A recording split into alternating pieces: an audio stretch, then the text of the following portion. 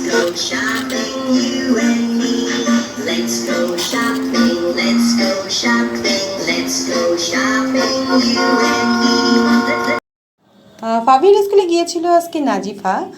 নাজিফা তারপর শপিং করতে ইচ্ছা করেছে বোনের জন্য, নিজের জন্য, দুই কন্যার জন্য শপিং করতে ইচ্ছে করেছে ওর। কারণ ফাবিয়া স্কুলের পাশেই ছিল একটা মিনা বাজার। এই মিনা বাজারে ঢুকে সে বলেছে আমি এখন কিছু কিনবো। এই কিছু কেনার জন্য নিয়ে আসা গপল করতেছে জুস খাবার জন্য। মিল্কশেক নিয়েছে, জুস কিনতে দিইনি। পরে বলে কি না আমি সসেস খাবো। পরে তখন সসেজের কাছে গিয়েছে। এখন সে সসেস ধরতে পারছে না, সসেসটা বেশ দূরে ছিল, খুব কুস্তাকুস্তি করছে, লাফালাফি করছে সসেস ধরার জন্য। বাট কোনোভাবেই সে পারছে না, লজ্জা পাচ্ছে আবার। তারপর কাছে একটা ছিল, সেটা আমি দেখিয়ে দিয়েছি। তারপরে সে সেটা কালেক্ট করতে পেরেছে। সসেস কিন্তু ওর খুবই পছন্দের।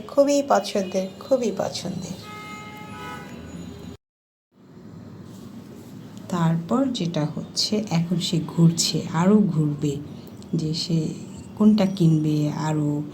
আমি তো তাকে আর কোনোটা কিনতে দিব না, কারণ আমি বলে রেখেছি যে শোনো, একটার বেশি জিনিস নেওয়া যাবে না।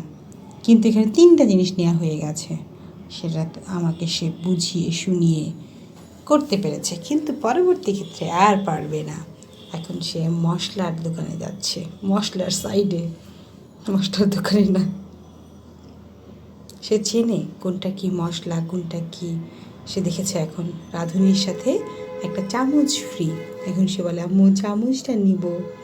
তারপর সে দেখিয়েছে তার পছন্দের আরেকটা খাবারের ছবি দেখতে পেয়েছে। এখন সে বলে তেহারি খাবো, তেহারির মশলা, রাঁধুনি তেহারির মশলা। কিন্তু এখন তো কোনোভাবেই নেওয়া যাবে না। সে বুঝতে পেরেছে যে তার মা এখন আর তাকে কিছুই কিনে দেবে না। সে এখন ভদ্র বেবির মতন চুপচাপ রেখে দিয়েছে। এখন আমি বললাম যে এখন তোমার যা ইচ্ছা তুমি দেখো, কিন্তু আর কিনতে পারবে না, তোমার রিকোয়ারমেন্ট ফুলফিল হয়ে গিয়েছে। এখন তার প্রিয় খাবারগুলো সে দেখছে একটু করে। এটা হচ্ছে সস ডিপার্টমেন্ট, তার সস খুবই পছন্দের।